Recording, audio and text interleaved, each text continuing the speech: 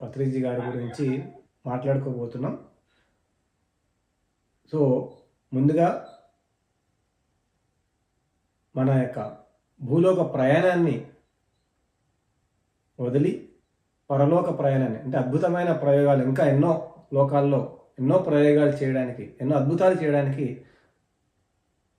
ప్రయాణం మొదలుపెట్టిన మన గురువు గారైన బ్రహ్మశ్రీ పత్రిజీ గారికి ప్రత్యేక శతకోటి ధన్యవాదాలు తెలియజేసుకుంటూ కార్యక్రమాన్ని మొదలు పెడదాం.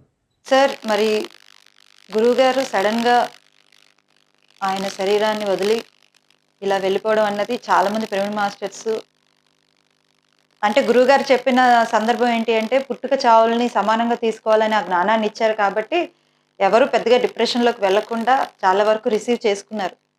అయినప్పటికీ కూడా ఎక్కడో లోతుల్లో ఆ యొక్క సత్యాన్ని యాక్సెప్ట్ చేయలేకపోతున్నారు. ఇంకొన్ని రోజులు ఉంటే బాగుండు కదా, ఇంకొంతకాలం అంత జర్నీ చేస్తే బాగుండు కదా. సో చాలామంది గురువుగారిని చూడడానికే ధ్యానమా చక్రాలకి వాటికి వచ్చే సందర్భాలు కూడా ఉన్నాయి. ఈ యొక్క సత్యాన్ని ఏదైతే ఉందో దాన్ని ఎవరు ఇప్పటికీ కొంతమంది తీసుకోలేకపోతున్నారు. కొంతమంది మేబీ వాళ్ళ యొక్క పరిజ్ఞానం బట్టి తీసుకోగలుగుతున్నారేమో కానీ కొంతమంది తీసుకోలేకపోతున్నారు. దీని పట్ల మీ అభిప్రాయం? కొంతమందికే కాదు, నాకు కూడా కొద్దిగా ఇబ్బంది అయింది. మా నాన్న చనిపోయారు ఒక 5-6 ఏళ్ళ కిందట. నాకు ఒక సెకండ్ కూడా పట్టలేదు మా నాన్న చనిపోయినప్పుడు తీసుకోవడానికి. న్యాచురల్గా తీసేసుకున్నాను. ఆ తర్వాత రీసెంట్గా మా అక్క చనిపోయారు 1-2 ఇయర్స్ బ్యాక్. అప్పుడు నేను పెద్దగా మనసుకి ఎక్కించుకోలేదు. సార్ చనిపోతారేమో అనే డౌట్ వచ్చింది నాకు. సార్ చనిపోవడానికి 1-2 డేస్ ముందు వీడియో కాల్లో మాట్లాడాను నేను. అది డైజెస్ట్ చేసుకోవడానికి ఆల్మోస్ట్ నాకు 10 గంటల పైగా పట్టింది. ఇంకా అప్పటికి సార్ శరీరాన్ని వదలలేదు. నాకు వెంకట్ నాగేంద్ర వాళ్ళు వీడియో కాల్లో మాట్లాడించారు సార్తో. ఆ విషయాన్ని డైజెస్ట్ చేసుకోవడానికి ఆల్మోస్ట్ ఒక 10 అవర్స్ పైగా పట్టింది. నేను ఇమ్మీడియట్గా అమెరికా నుంచి ఫ్లైట్ టికెట్స్ బుక్ చేసుకొని బయలుదేరేంత వరకు నా మనసు కుదుట పడలేదు. ఫ్లైట్ ఎక్కిన తర్వాత అప్పుడు కొద్దిగా నాకు ఉపశమనం అనిపించింది. అట్లీస్ట్ సార్ని నేను చూడగడానికి వెళ్ళగలుగుతున్నాను అని. ఇది మనకందరికీ ఒక రకమైన మింగుడు పడని సత్యం. అంటే సత్యము మనకందరు సార్ నేర్పించారు. కానీ సార్ మీద ఉన్న ఆరాధన భావం కావచ్చు, సార్ మీద ఉన్న గౌరవం కావచ్చు, ఆయన దగ్గర నుంచి నేర్చుకున్నది కావచ్చు, ఆయన ఊహించని అంటే ఈ రకంగా శరీరాన్ని వదిలేయడం కావచ్చు, ఇవన్నీ అంత ఈజీ కాదు. మన తల్లిదండ్రులు కూడా డైజెస్ట్ చేసుకోగలుగుతామేమో. మన తల్లిదండ్రులు లేకుంటే మన ఇంట్లో వాళ్ళు చనిపోయినప్పుడు డైజెస్ట్ చేసుకోవాలి. అంతకంటే ఎక్కువ ఈయనతో అటాచ్ అయ్యి అంతకంటే ఎక్కువగా తల్లి తండ్రి లేకుంటే ఇంట్లో వాళ్ళ కంటే కూడా ఎక్కువగా ఆయనతో మనం క్లోజ్గా ఉన్నాం. ఆయన దారిలో నడిచాం కాబట్టి కొద్దిగానే కాదు, చాలా కష్టతరమైన విషయమే. ప్రాక్టికల్గా నాకైతే ఆల్మోస్ట్ ఒక రోజు పైగా పట్టింది. అంటే ఇంక అప్పటికి సార్ శరీరాన్ని వదలలేదు. అయినా ఆ డౌటే నాకు కొంచెం టైం పట్టింది. కానీ ఇంకా వేరే దారి లేదు. సత్యాన్ని మనం డైజెస్ట్ చేసుకోవాల్సిందే. అది ఇండైజెషన్ అయినా డైజెస్ట్ చేసుకోక తప్పలేదు. వేరే దారి లేక ఆయన చెప్పిన మార్గంలోనే, ఆయన చెప్పిన ఆలోచనలతోనే, ఆయన చెప్పిన సత్యం ద్వారానే తిరిగి మళ్ళీ ఆయన యొక్క పరిస్థితిని అర్థం చేసుకొని కొంచెం ముందడుగు వేయడానికి ప్రయత్నం చేశాను. Correct sir. ఎందుకంటే ఏదైనా తీసుకోవాలి అని చెప్పారు కదా గురువు గారు.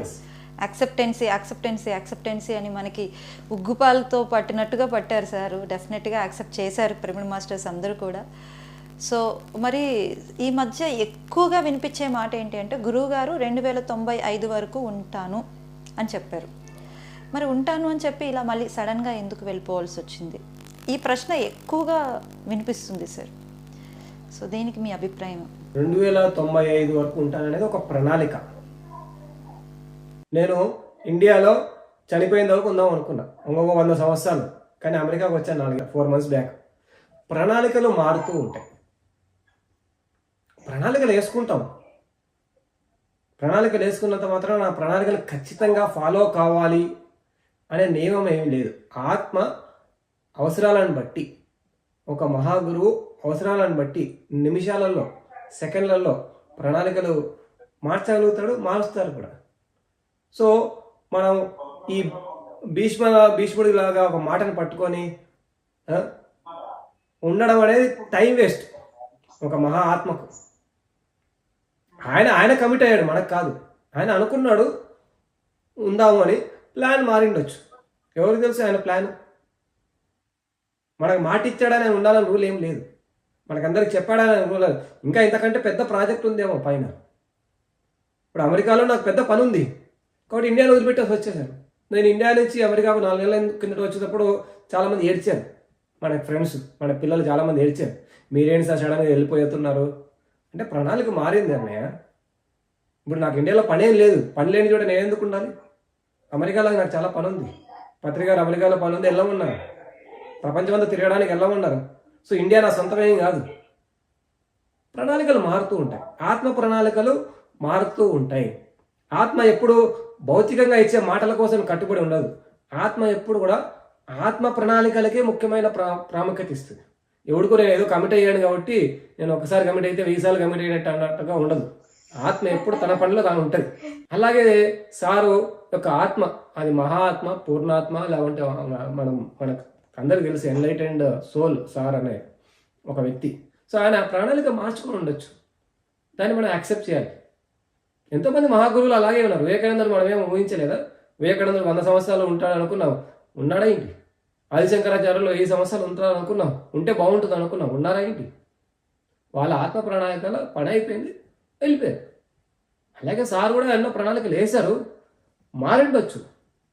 ఆయన ప్రణాళికలో ఏం మార్పులు వచ్చాయని మన ఒక మామూలు మైండ్కి, ఈ కామన్ మ్యాన్ మైండ్కి, ఈ అజ్ఞానంతో కూడిన మైండ్కి ఏం అర్థమవుతుంది? చాలా హయ్యెస్ట్ ప్రణాళికలు ఉంటాయి ఆత్మకు. అందులో మహాత్మ అంటే మహాపరిపూర్ణ ఆత్మ సార్ అనే ఒక వ్యక్తి. ఆయన ప్రణాళికలు ఎంత గొప్పగా ఉన్నాయో, ఎన్ని ప్లాన్లు ఉన్నాయో, ఎన్ని పనులు ఉన్నాయో. ఎన్నో పనులు ఉంటే తప్ప 1 నిమిషం ఆయన కేటాయించాడు. 1 నిమిషం కూడా ఆయన ఒక నిమిషం ఒక చూపు చూడాలంటే కూడా పత్రిసారు చూడడు. అలాంటి శరీరాన్ని వదిలేసి వెళ్ళాడు అంటే ఆడ ఎంత పని ఉందో మనకేం తెలుసు. మన మట్టి బుర్రతో మనం ఆలోచించడం పక్కన పెట్టాలి, ఆయన లెవెల్లో మనం ఆలోచించాలి. అప్పుడు మనం ఇలాంటి మాటలు మాట్లాడం. సార్ 95 వరకు ఉంటాడన్నారు, 1000 సంవత్సరాలు ఉంటాడన్నాడు. ఆయన ఇష్టం, ఆయన ఇంతసేపు ఉంటాడనేది. మనం ఎన్నోసార్లు మన ఊరికి వచ్చింటాడు, మనం ఒక రోజంతా ఉంటాడేమో అనుకున్నాం. ఆయన 5 నిమిషాలు వెళ్ళిపోతుంటాడు, పని ఉంది వెళ్ళిపోతాను. ఆయన పైన అయింది, అది నాకు అర్థమైన విషయం. ఎగ్జాక్ట్లీ సార్, చాలా మంచి క్లారిటీ ఇచ్చారు. అలాగే సార్కి మనమే ఒక చిన్న ఒక కాలి దూరి లాంటి వారికి మనకే ఇక్కడ కాకుండా పని ఉన్నప్పుడు ఆయన లాంటి వారి మహానుభావులకు ఎంత పని ఉంటుంది, ఎంత బిజీ ఉంటుంది. అందుకే ఇంకా ఉందిలే, 100 సంవత్సరాలు ఉంటానులే, అప్పుడు సార్ని కలుద్దాంలే, అప్పుడు ఉపయోగించుకుంటానులే అని యొక్క అజ్ఞానంతో పోస్ట్పోన్ చేస్తున్నారు. వాళ్ళందరికీ ఇది పెద్ద దెబ్బ. గురువు ఉన్నప్పుడే ఉపయోగించుకోవాలి. గురువు దొరకడమే మహాభాగ్యం. ఉన్నప్పుడు ఉపయోగించుకోం, పోయినప్పుడు ఏడుస్తాం. ఉన్న ప్రతి క్షణాన్ని ఉపయోగించుకోవాలి. మహాగురువులు ఊరికే రారు, ఎన్నో జన్మల తపస్సు చేస్తే ఒక మహాగురువు యొక్క సాంగత్యం మనకు దొరుకుతుంది. అందుకే ఉన్నప్పుడే ఉపయోగించుకోవాలి. రేపు ఉందిలే, ఎల్లుండి చూద్దాంలే, సారు ఈరోజు కాదు ఎల్లుండి నేను వచ్చినప్పుడు కలుస్తా అంటున్నాను. ఎల్లుండి సారు నీకోసం వస్తాడా? ఈరోజు వాడుకో, ఈరోజు ఉపయోగించుకో. ఉన్న రోజు ఉపయోగించుకున్నవాడు మహానుభావుడు, వాడు డెవలప్ అవుతాడు. రేపటి గురించి చూస్తాను పోస్ట్పోన్ చేసుకున్న వాళ్ళకందరికీ దెబ్బే.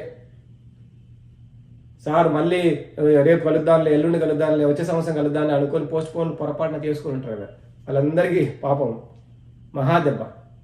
మహాగురువులు ఈ క్షణం దొరికితే ఈ క్షణంలో మనం అన్ని పనులు పక్కన పెట్టి, మన చిన్న చిన్న పనులు, పనికిరాని పనులు పక్కన పెట్టి మహాగురువు వచ్చినప్పుడే వాడుకోవాలి. వివేకానందుని ఈరోజు చూడాలనుకుంటే చూడలేము, మనం సార్ని చూడగలిగాం. సార్ వచ్చాడు, సార్ను మనం ఉపయోగించుకో ఉన్న రోజులు. సార్ ఇప్పుడు వీడియోల రూపంలో ఉన్నాడు, ఇంకొక రూపంలో ఉన్నాడు. అట్లీస్ట్ అదిలో ఉపయోగించుకుందాం. అది ఉపయోగించుకుంటే ఆయనతో ఉన్నట్టు కదా. ఎగ్జాక్ట్లీ సార్, నిజంగా మీరు అన్నట్టు పరమ గురువులు దొరకడమే మన అదృష్టం. నిజంగా పితామహ పత్రిజీ గారు లాంటి గురువు దొరకడం ఇంకా అదృష్టం. ఎందుకంటే ఆయన అందరికీ ఒకలా ఎలా ప్రేమ పంచగలిగారు.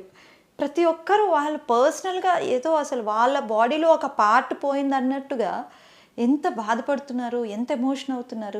ఈవెన్ నేను కూడా చాలా ఏడ్చాను సార్ ఆ రోజు. అంటే ఏడిస్తే ఎవరైనా ఏమైనా అనుకుంటారేమో మన పిరమిడ్ మాస్టర్స్ అని కనిపించకుండా ఏడ్చా. అంటే ఏమో తెలియలేదు సార్, అంత ఎమోషన్ అయ్యాను నేను. నార్మల్గా ఏడవద్దు అని చెప్పిన నేనే ఆ రోజు కంట్రోల్ చేసుకోలేక ఏడ్చా. ఎందుకంటే శరీరం అయితే పోయింది కదా, మనం ఏడుస్తున్న శరీరం గురించి, సార్ ఆత్మ గురించి కాదు. ఒకసారి బుద్ధుడు చనిపోయినప్పుడు ఆయన పక్కన శిష్యుడు ఏడుస్తూ ఉన్నాడట. ఎందుకు ఏడుస్తున్నాడంటే ఈ యొక్క భౌతిక రూపం అయితే రాదు కదా, ఈ భౌతిక రూపాన్ని మళ్ళీ ఈ జన్మలో అయితే చూడలేము, 100 జన్మల తర్వాత కూడా చూడలేము, కుదరదు. మనకు ఆ భౌతిక రూపానికి ఉన్న అటాచ్మెంట్ లేదా ఆ ప్రేమ, ఆ రిలేషన్షిప్, దానికోసం ఏడుస్తున్నాం, ఆత్మ కోసం. ఆత్మ ఎలాగో సార్తో ఉంటుంది, మనం ఎప్పుడు సార్తో కనెక్టెడ్గానే ఉంటాం. మనకు ఈ భౌతిక రూపం మళ్ళీ ఇంకో 1000 జన్మలు ఎత్తినా రాదు, 1000 సంవత్సరాలు ఎత్తినా రాదు, అది అయిపోయింది, ఒకేసారి వస్తుంది. అది మనం మిస్ అవుతున్నాం. ఆ మిస్సింగ్ అనే దాని వల్ల మనం ప్రతిసారి కాదు, మన ఇంట్లో వాళ్ళు ఎవరో వెళ్ళినప్పుడు మనకు కొద్దిగా బాధ అవుతుంది. కానీ ధ్యానంలో ఉండడం వల్ల మనం డైజెస్ట్ చేసుకొని సరే మళ్ళీ ఒక ముందడుగు వేస్తాం. పత్రిసార్ లాంటి యోగులు ఎంత గొప్పగా ఆలోచిస్తారు. వాళ్ళ శరీరం గురించి ఆలోచిస్తారా? వాళ్ళ రోగాల గురించి ఆలోచిస్తారా? వాళ్ళు నా శక్తిని అంతా జీవ సమాధి చేయడానికి నేను వాడాలని గొప్పగా జీవ సమాధి చేసుకోవడానికి వాడతారా? వాళ్ళకైనా శక్తిని వాడితే మహాలోక కళ్యాణం కోసం మాత్రమే వాడతారు. మనం ఈ అజ్ఞానంతో అలా చేయొచ్చు, ఇలా చేయొచ్చు, మిరాకిల్స్. సార్ ఎప్పుడు మిరాకిల్స్ చూపించలేదు. మనం మిరాకిల్స్ అనుకున్నాం. సార్ ఎప్పుడు అతి సామాన్యమైన మనిషిలాగానే జీవించాడు. సామాన్యంలోకెల్లా సామాన్యంగా మన ఇంట్లో వచ్చి కూర్చున్నాడు, మన ఇంట్లో వచ్చి తాగాడు, నీళ్లు తిన్నాడు, తాగాడు, భోంచేశాడు. అందరిలో సామాన్యుల్లాగానే ఒక మహాగురు ఎప్పుడు ఉంటాడు. సామాన్యులాగానే జీవిస్తాడు, సామాన్యులాగానే శరీరాన్ని వదిలేస్తాడు. వాళ్ళ శక్తిని అణువంతా కూడా వృధా చేయరు. ఎవరో ఒకరో ఇద్దరో రాఘవేంద్ర స్వామి లాంటి వాళ్ళు, లేకుంటే వారు ఏదో కారణం చేత అలా చేసి ఉండొచ్చు కాక. ఎందుకు లేదు, రీసెంట్గా మాణిక్యేశ్వరి మాత గారు శరీరాన్ని వదిలేశారు ఒక 6 months బ్యాక్. ఆమె మహాయోగిని. ఆమె 24 గంటలు కొన్ని సంవత్సరాలు 30-40 ఏళ్ళగా గుహలో ఉండి తపస్సే చేస్తుంది. ఆమె చనిపోయే ముందు రోజుల్లో మనం చూస్తే ఆమె శరీరం కృషించి కుంగిపోయి ఉండింది. ఆమె అనుకుంటే జీవ సమాధి కాలేదా? లేదే. ఆమె మామూలు మనిషిలాగానే మహాయోగిని. కొన్ని కోట్ల మంది ఫాలోయర్స్ ఉన్నారు ఆవిడకి. ఆవిడ అలా బయటికి సంవత్సరానికి ఒక్కసారి బయటికి వస్తే కొన్ని కోట్ల మంది ఆమె చూడడానికి వస్తారు. అలాంటి ఒక మహాయోగిని కూడా నేను బాడీ వకేట్ చేయడానికి 2-3 రోజుల ముందు బయటికి వచ్చినప్పుడు చూశాను. చాలా కృంగిపోయేలా ఉండింది. ఆమె మిరాకిల్స్ చేసి ఆమె శరీరాన్ని అలా గాల్లో నుంచి తీసేసుకొని వెళ్ళిపోవచ్చు కదా. అలా ఎప్పుడు చేయరు. మనం ఈ భ్రమలను వదులుకోవాలి. మన సినిమాటిక్ భ్రమలు వదులుకోవాలి. ముందుగా మన లోపల సినిమాలు చూసి ఇలాంటి చరిత్రలు చదివి మనం ఏదేదో ఊహించుకుంటుంటాం గురువుల గురించి. ఈ ఊహించుకోవడాలు మానేయాలి. మామూలు మనుషులుగా ఆలోచించాలి, జ్ఞానంతో ఆలోచించాలి. అప్పుడు మనకి సందేహాలు రావు. చరిత్రలో ఏ గురువు అలా చేయలేదు. సాయిబాబానే చేయలేదు. మనం కలియుగ దేవుడు అనుకుంటున్న సాయిబాబా, షిరిడి సాయిబాబా చేయలేదు, పుట్టపూడి సాయిబాబా గారు చేయలేదు. మరి పత్రికారు ఎందుకు చేస్తారు? పత్రికారు మనకి ఎప్పుడన్నా కనిపించి మిరాకిల్స్ చూపించారా? అని ఎప్పుడు చూపించలేదు. రాముడు మిరాకిల్స్ చూపించాడా? లేదే. పోనీ శ్రీకృష్ణుడు మిరాకిల్స్ చూపించాడు. అలాంటిది ఎలా చనిపోయాడు? ఎక్కడో అడవుల్లో ఒంటరిగా చనిపోయాడు. మహాగురువులను మన చరిత్రలో పురాణంలో చదివితే ఏ గురువు కూడా శక్తిని వృధా చేయలేదు. ఒక్కరో ఇద్దరో ఏదో దైవ కార్యం కోసం వాళ్ళు అలా చేసి ఉండొచ్చు దాకా. వాళ్ళ గురించి మనకు తెలియదు. వాళ్ళు ఎందుకు అలా చేశారనేది మనకు తెలియదు. వాళ్ళకు ఒక ప్రత్యేకమైన కారణం ఉండొచ్చు దాకా. మనం అవి 1-2 ఉదాహరణలు పట్టుకొని మనం ఇలా ఆలోచించడానికి లేదు. ఆయన ఎందుకు శరీరాన్ని వదిలేశారు అనే అంత జ్ఞానం నాకు లేదు. ఆయన కాలి గోటి ధూళికి కూడా నేనైతే సమానం కాదు. కాబట్టి ఆయన గురించి మాట్లాడేంత సినిమా నాకు లేదు. అన్నీ మూసుకొని ఆయన చెప్పింది ఏను. సో మనం వదిలేసేయాలి కంప్లీట్గా. ఆయన చెప్పిన దారిలో వెళ్ళామా, ఆన్సర్ చేయాల్సిన అవసరం కూడా లేదు. అన్ని ఆయన చెప్పిన దారిలో వెళ్ళామా, మనల్ని మనం ఉద్ధరించుకున్నామా, అదొక్కటే ఇప్పుడు పని. ఆయన దారి చూపించాడు. అన్నీ మూసుకొని, నవరంధ్రాలు మూసుకొని, అజ్ఞానాన్ని మూసుకొని, అహంకారాన్ని మూసుకొని ఆయన చెప్పిన దారిలో వెళ్ళి మనల్ని మనం ఉద్ధరించుకుందామా, అనవసరమైన మాటలు మాట్లాడదామా, అది ఒకసారి ఆలోచించుకోవాలి. అనవసరమైన మాటలు మాట్లాడితే బురదలో కాలేసినట్టే. ఆయన చెప్పిన దారిలో వెళ్తే మనం బాగుపడతాం. ఆయన దారి మనకు కావాలి, ఇవన్నీ కాదు. కరెక్ట్ సార్, అంతే. ఆయన చూపించిన మార్గం పట్టుకొని వెళ్ళిపోవాలి తప్పించి ఇవేమీ చూడకూడదు. అయితే గురువుగారు అన్నీ ఏంటంటే ఒక సామ్రాజ్యాన్ని సృష్టించారు. ఒక విధంగా చెప్పాలి అంటే ఆయన ఒక్కరే మొదలయ్యారు. ఆయన ఒకరు మొదలైన తర్వాత మన గురువుగారి జీవిత చరిత్ర ఫస్ట్ నుంచి మనకి తెలుసు. ఇప్పుడు మళ్ళీ స్టోరీలు వేస్తున్నారు. ఆయనకు వచ్చిన రిటైర్మెంట్ అమౌంట్ కూడా నాది కాదు అని చెప్పేసి అట్లా పిరమిడ్ కోసం అని చెప్పేసి పెట్టేసి కొన్ని సంవత్సరాలు 30-40 సంవత్సరాలు కృషి ఇంత పెద్ద సామ్రాజ్యాన్ని సృష్టించారు. నాది నేను అన్నది ఏం లేకుండా తృణప్రాయంగా అన్నీ వదిలేసి అలా టక్కుమని వెళ్ళిపోయారు. సో ఇప్పుడు ప్రతి ఒక్క పిరమిడ్ మాస్టర్ యొక్క బాధ్యత ఏమంటారు? చాలా వరకు చాలా బ్లాంక్ అయిపోయారు. ఆయన ఒక సామ్రాజ్యాన్ని సృష్టించారు. ఆయన ఇంత సామ్రాజ్యం సృష్టించి కూడా నాది అన్నది ఏమీ లేదు అని చెప్పి టక్కుమని వెళ్ళిపోయారు. అట్లా అటాచ్మెంట్ ఏమీ లేకుండా ఏం మెసేజ్ తీసుకోవాలి అసలు ఈ యొక్క సిచ్యువేషన్ నుంచి మనం? ఈ సిచ్యువేషన్ నుంచి కాదు, ఏ సిచ్యువేషన్ నుంచి అయినా సరే, ఎవరి మరణం నుంచి అయినా మనం ఒక్కటే తీసుకోవాలి. ఈ భూమి శాశ్వతం కాదు.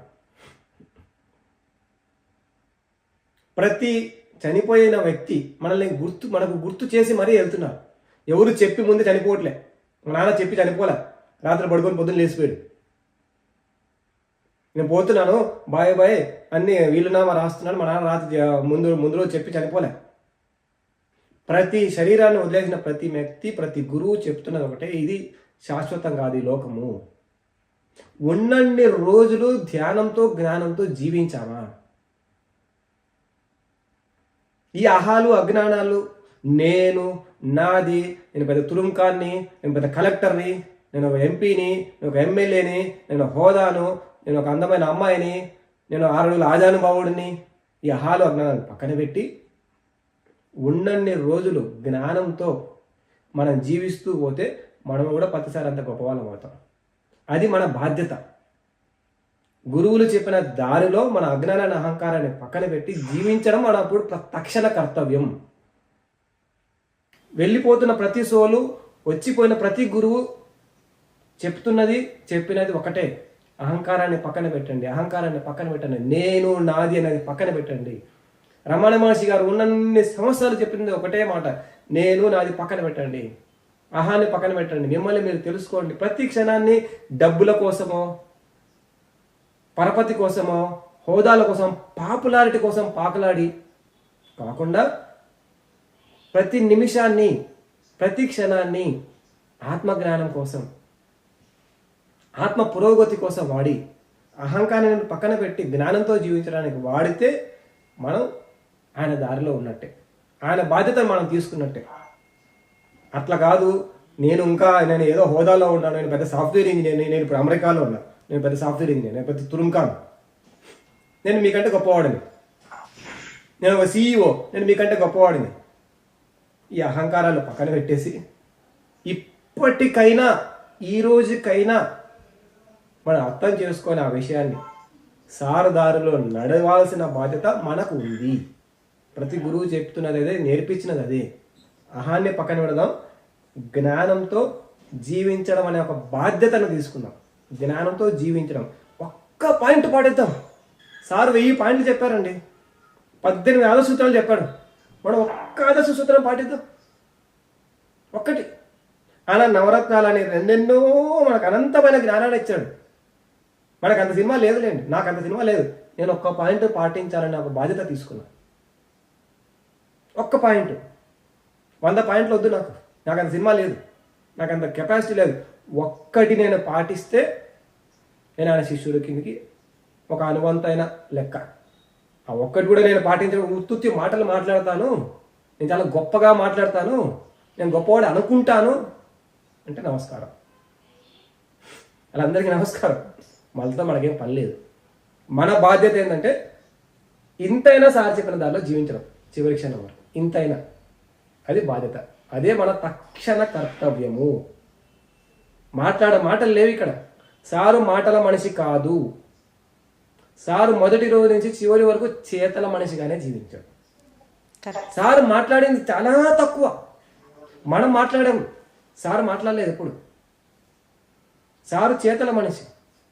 మనము కూడా సారలాగా సారదారిలో కొంతైనా నడిస్తే అప్పుడు ఆయన ఇంత కష్టపడినందుకు మనం ఏమైనా చేసిన వాళ్ళం అవుతాం. అదర్వైజ్ మనం మామూలే, గుంపులో గోవింద. అది నా అభిప్రాయం. ఎవరికి ఇది నేను ఇస్తున్న మెసేజ్ కాదు, నాకు నేను అనుకున్న అభిప్రాయం. ఇది నేను ఎవరికి కూడా మెసేజ్ ఇవ్వడానికి రాలేదు, నాకు మీరు అనిపించినది, మీ ఒపీనియన్. నాకు అనిపించింది నా గురించి. నేను ఇప్పుడు ఏం చేయాలి అని నాకు వచ్చినప్పుడు క్వశ్చన్, ఇంతైనా పాటించడానికి ట్రై చేస్తా. అంతే. సార్ చెప్పింది ఇంతైనా, ఇంతవరకు ఎంత ఎంత తెలుసుకున్నాం అన్నది కాదు, ఎంత ఆచరించామన్నది ఇంపార్టెంట్. అదే నాకు నా గురించి వచ్చిన ఆలోచన, వేరే వాళ్ళకి చెప్పడం గురించి కాదు, నా గురించి వచ్చిన ఆలోచన. నేను ఇంత ప్రయత్నిస్తాను కనీసం చివరి శ్వాస వరకు, ఇంత. అది నా బాధ్యత. ప్రతిసారి నేను ఈ జన్మలో చూడగలిగే ఒక బాధ్యత కలిగినందుకు నా బాధ్యత ఏంటంటే, అలాంటి మహానుభావుని కలిసినందుకు నా బాధ్యత, నా తక్షణ కర్తవ్యం ఏంటంటే ఇంతైనా పాటిస్తా.